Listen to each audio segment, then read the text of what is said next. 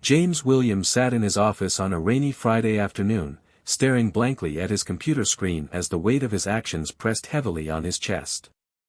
The sterile glow of the monitor seemed to mock him, a harsh reminder of the email he'd just deleted, a goodbye note from Lila, the coworker he had foolishly allowed himself to get too close to.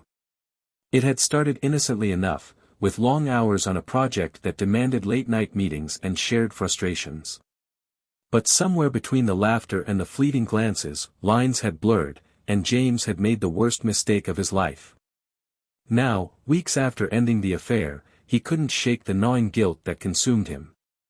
He thought of Emily, his wife of 10 years, at home with their children, Sophie and Max, likely preparing dinner or helping with homework. The life they had built together was everything he had ever wanted, until he threw it all away for a fleeting escape. "Are you okay?" his colleague, Mark, asked, snapping him out of his thoughts. James forced a smile. "Yeah. Just tired." But he wasn't okay. And soon, Emily would know why. Emily stood at the kitchen counter that evening, chopping vegetables as the soft hum of the dishwasher filled the air. Her phone buzzed with a notification, and she glanced at the screen. It was a text from an unknown number. "You deserve to know the truth about James." Frowning, Emily opened the message. Her heart stopped as she read the string of texts that followed, accompanied by a photo of James and a woman she didn't recognize, leaning close together in what appeared to be a hotel bar. "What is this?" she whispered, her hands trembling. Sophie and Max burst into the room, laughing about something silly, but Emily barely registered their voices. Her world had tilted off its axis, and nothing felt real anymore. That night, after the kids were asleep, Emily confronted James in the living room. He sat on the couch, his posture stiff as Emily paced in front of him, the text still clutched in her hand. "Who is she?"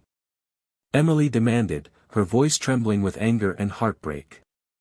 James's head dropped, his silence answering her question before his words could. "Her name is Lila," he said finally, his voice barely audible. "It's over, Emily. It was a mistake, a stupid, terrible mistake." Emily's laugh was bitter, laced with disbelief. "A mistake? You call throwing away our marriage a mistake? What about me? What about Sophie and Max?" "I never stopped loving you," James said, his eyes pleading. "It meant nothing. Don't you dare say it meant nothing." Emily cut him off, her voice breaking. "Because it's destroyed everything." The days that followed were a blur for Emily. She moved through life in a haze, trying to hold it together for the kids while her heart shattered into a million pieces. Her best friend, Rachel, became her anchor, listening patiently as Emily poured out her grief. "How could he do this to me, to us?" Emily sobbed one evening, clutching a mug of tea. Rachel placed a comforting hand on her shoulder. "You didn't deserve this, Em. None of it. You have every right to walk away." After weeks of sleepless nights and tearful conversations, Emily made her decision. She met with a lawyer, filed the papers, and began packing her things. Sophie and Max didn't fully understand what was happening, but Emily tried to reassure them with gentle words and forced smiles. James watched helplessly as she loaded the last box into her car. "Emily, please," he said, his voice raw. "Don't do this. Give me a chance to make it right." Emily shook her head, tears streaming down her face. "I can't, James. I can't look at you without seeing what you did. I need to heal, and I can't do that with you." As she drove away, James stood on the driveway, his heart breaking as he realized the magnitude of what he had lost. The house felt empty without Emily and the kids. James wandered through the silent rooms, haunted by the echoes of laughter and love that once filled them. He couldn't escape the memories, Emily reading bedtime stories to Sophie, Max showing off his latest Lego creation, their family dinners filled with jokes and warmth. He hated himself for what he had done and knew he had no one to blame but himself. One evening, James found himself scrolling through old photos on his phone, a beach trip to Florida, Sophie's 5th birthday party, their anniversary dinner at a little Italian restaurant in the city. In every picture, Emily's smile shone brightest. "I need to fix this," James whispered to himself. "For her. For us." The next day, he called a therapist and scheduled his first session. Meanwhile, Emily focused on rebuilding her life. She moved into a modest apartment, decorated the kids' rooms with care, and leaned into her work as a graphic designer. Every day was a battle to keep going, but Emily found strength in her children and in herself. "I deserve better," she told herself. "And I'll be okay." James began to change. Therapy helped him confront the insecurities and patterns that had led to his betrayal. He threw himself into being a present father, showing up to every soccer game and school event, even when it was painful to see Emily there, her walls firmly up. He started writing Emily letters, not to win her back, but to express his remorse and gratitude for the life they had shared. He poured his heart onto the pages, hoping she would at least know how deeply he regretted his actions. One day, Emily opened her mailbox to find an envelope with James's handwriting. She hesitated, her heart pounding as she opened it. The letter was raw, honest, and filled with love, not an attempt to justify his actions, but a sincere acknowledgement of the pain he had caused.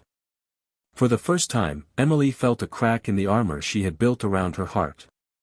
James's therapy sessions were grueling but eye-opening. In his first few meetings with Dr. Regina Hale, he struggled to articulate the depth of his remorse. "I destroyed my marriage because I was selfish," he admitted during a session. "I wasn't thinking about Emily, the kids, or anything but my own boredom." Dr. Hale's expression was calm but firm. "Boredom wasn't the cause, James.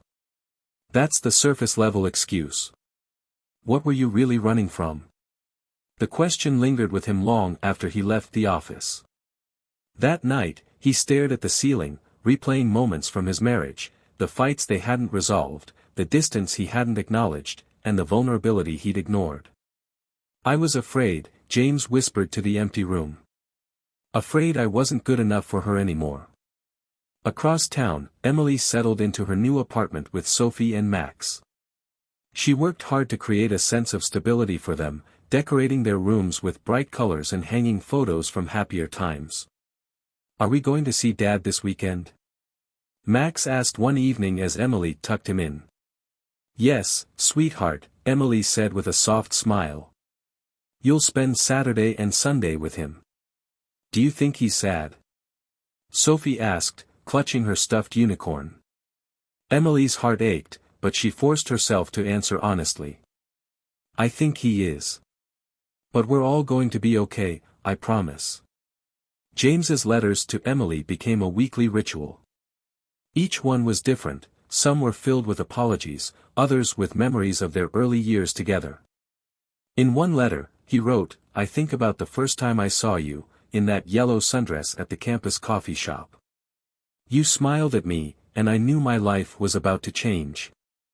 I didn't deserve that smile then, and I don't deserve it now. But I want to spend the rest of my life earning it back."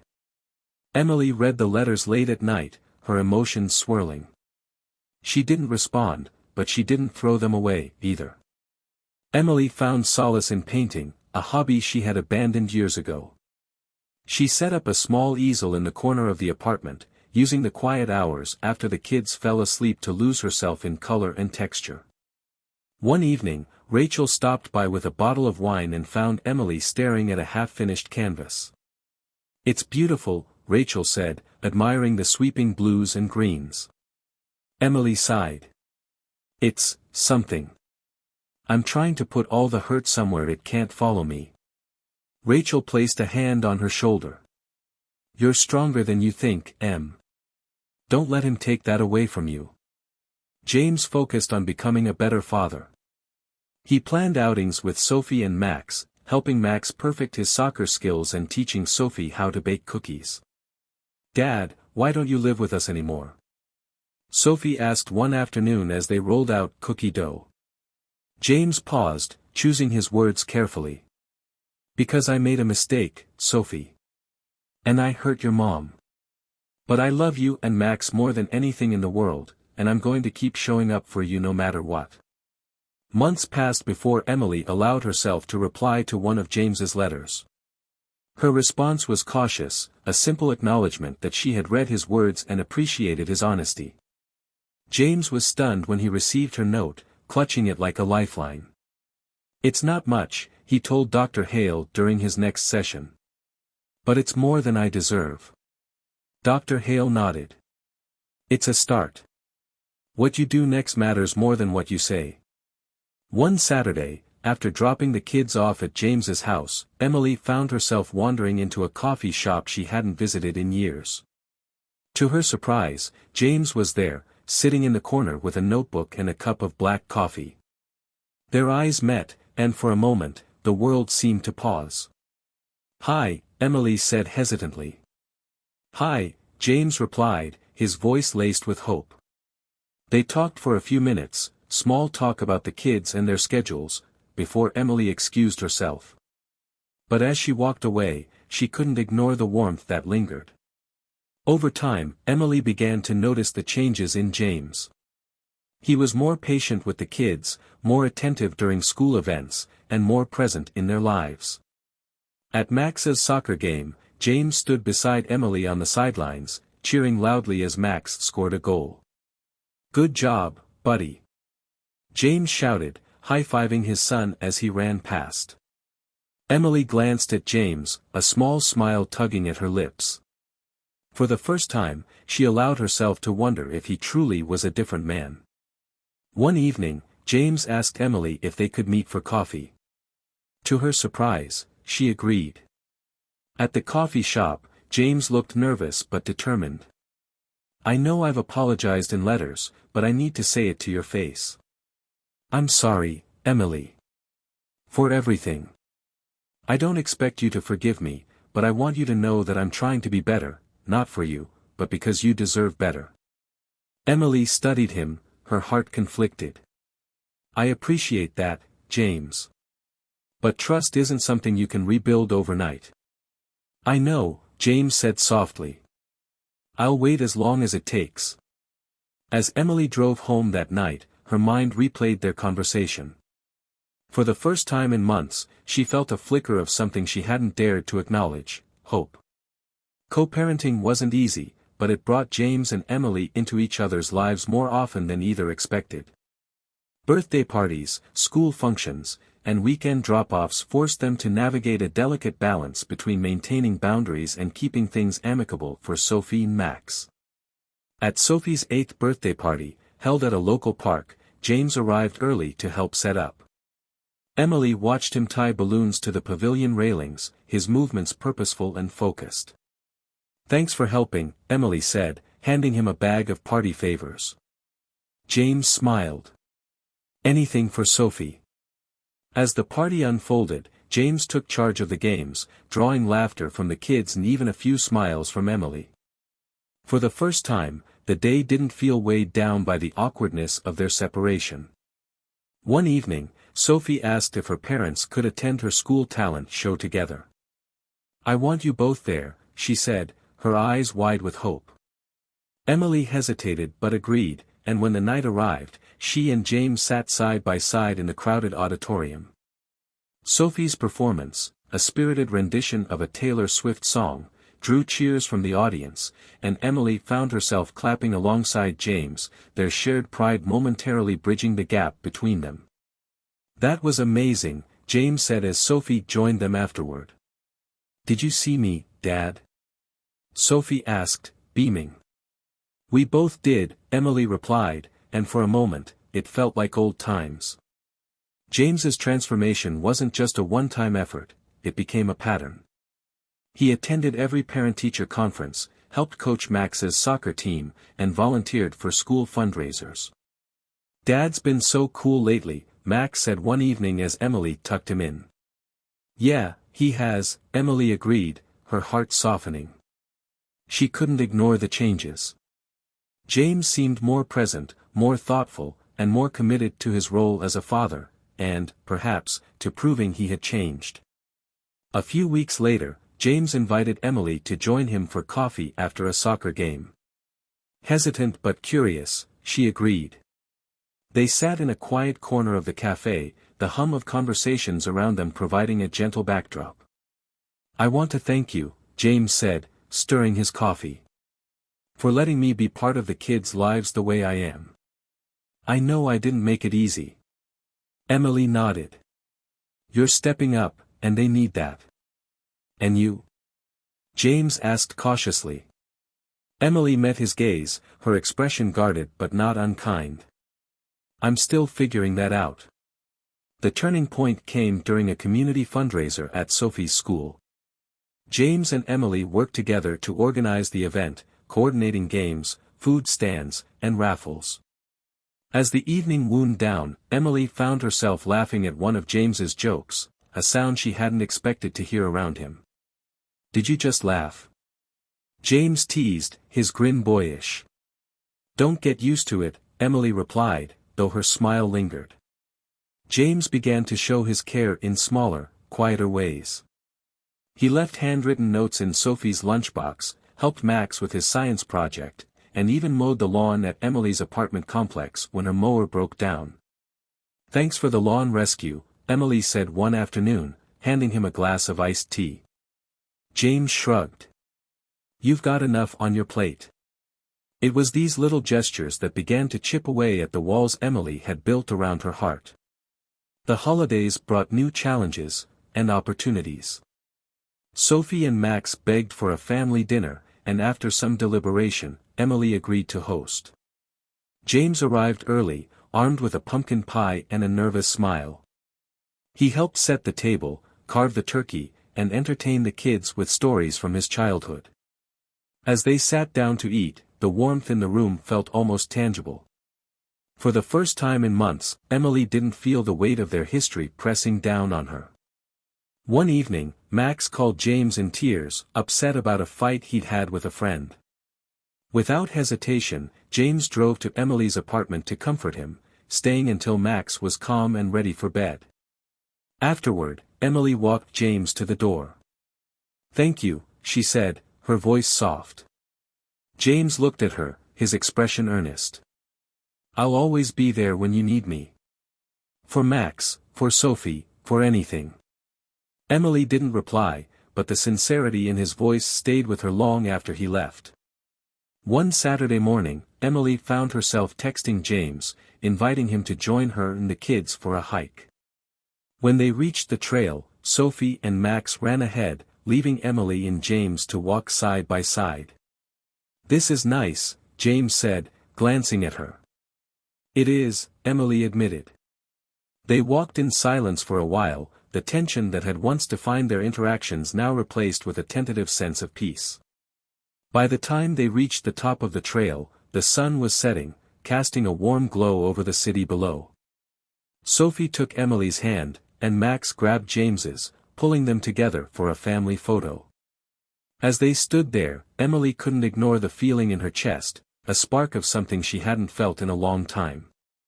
Emily lay awake late into the night, her thoughts circling back to James's recent actions. The hike had been wonderful, and seeing James so engaged with the kids had rekindled emotions she thought she had buried. But doubt lingered, could she trust him not to break her heart again? She turned to her journal, a habit she had picked up during the divorce, and began writing, "He's changed. Or at least he's trying to. But how do I know this is real? How do I know he won't hurt me again?" The words stared back at her, unanswered but cathartic. At their next counseling session, James proposed attending therapy together. "I think it could help us communicate better," he said. "Even if we're not together, we're still co-parents. We owe it to Sophie and Max." Emily hesitated, her instinct to protect herself warring with her desire to believe in his sincerity. Finally, she nodded. "Okay. Let's try it." Their first joint session with Dr. Regina Hale was uncomfortable but productive. Regina encouraged them to share their feelings openly, even when it hurt. "I felt invisible," Emily admitted. "Like I was just the wife and mother, not someone you cared about anymore." James's face fell. I never meant to make you feel that way. I was so focused on my own insecurities that I didn't see what I was doing to you. Regina nodded. James, you've made progress in understanding your actions. But now, you need to show Emily that those changes are permanent. Over the next few sessions, Emily and James delved deeper into their marriage's fractures. Emily shared how the affair had shattered her confidence, while James opened up about the fears that had driven him to self-sabotage. I felt like I was failing, James said one evening. At work, at home, everywhere. And instead of talking to you, I ran.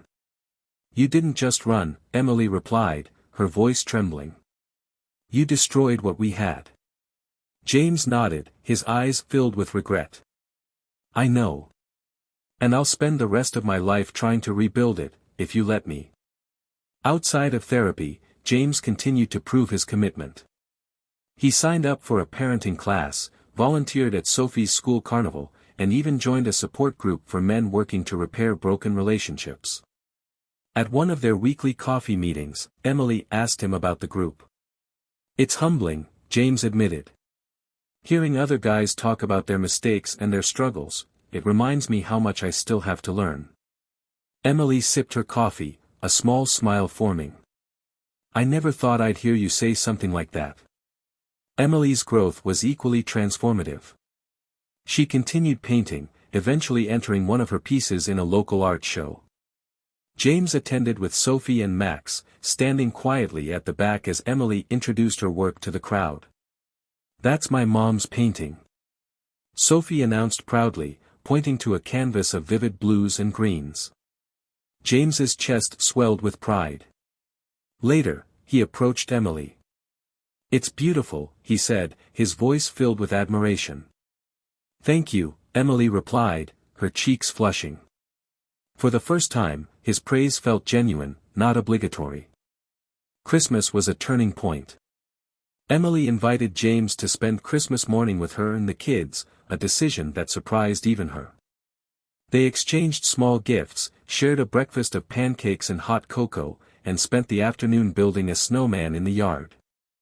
As James and Max worked on the snowman's face, Sophie whispered to Emily, I like it when we're all together.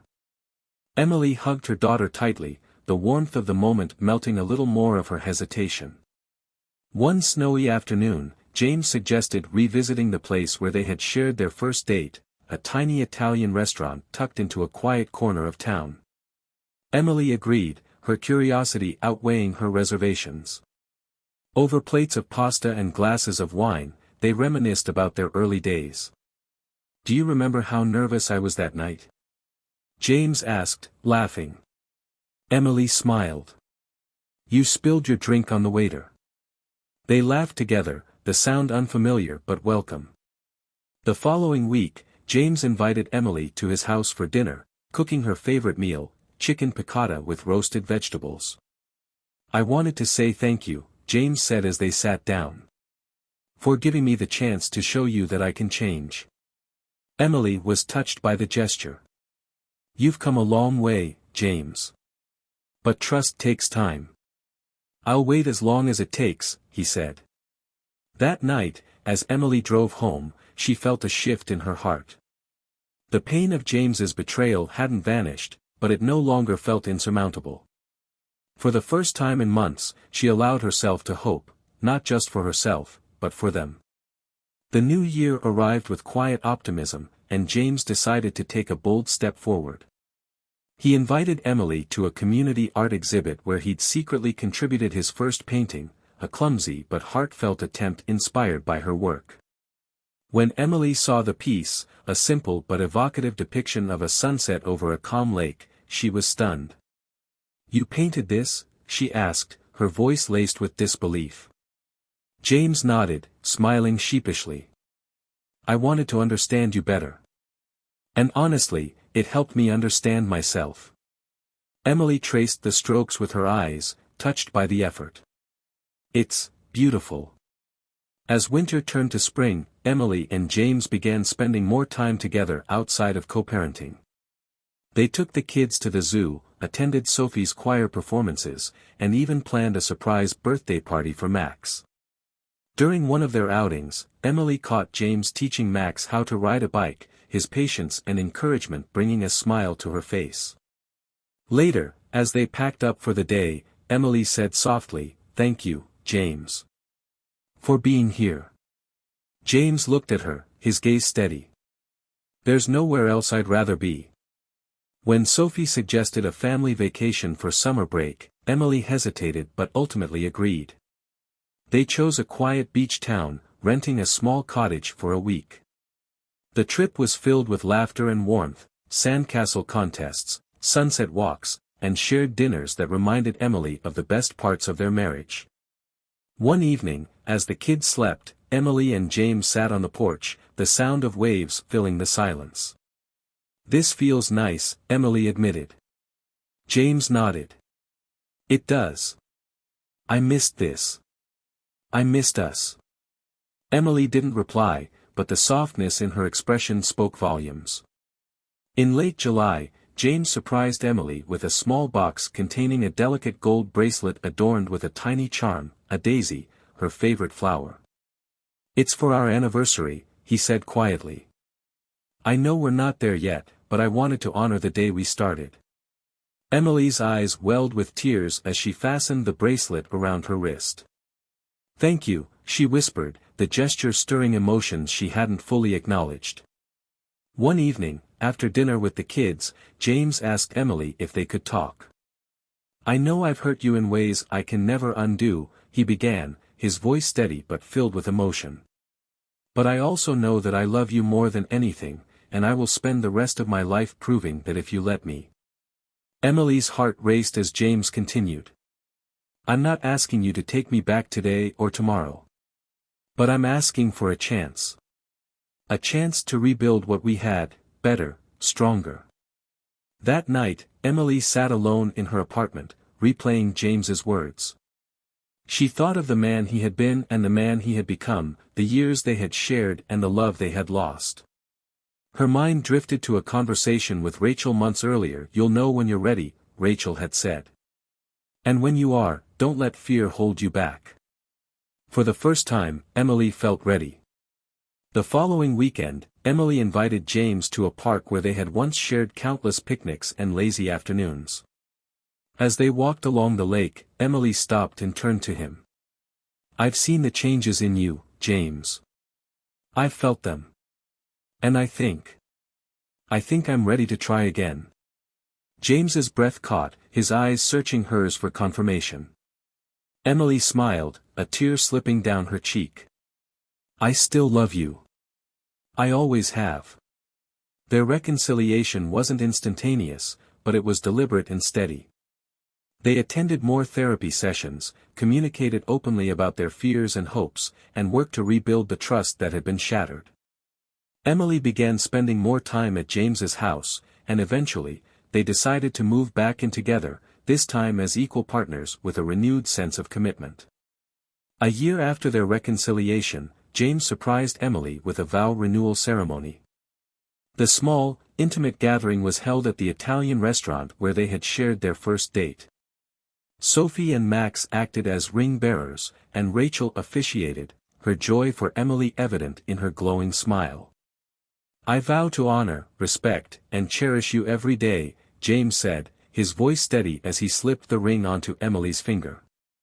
Emily smiled through her tears. "And I vow to forgive, to trust, and to love you, now and always." As they danced under twinkling lights, surrounded by friends and family, Emily felt a profound sense of peace. Their journey had been fraught with pain, but it had also brought them closer than ever. "Do you think we can make it this time?" Emily asked softly, her head resting on James's shoulder. James kissed her forehead, his voice filled with certainty. "I know we can." And as they swayed together, the scars of the past became reminders of how far they had come, and their love burned brighter than ever before.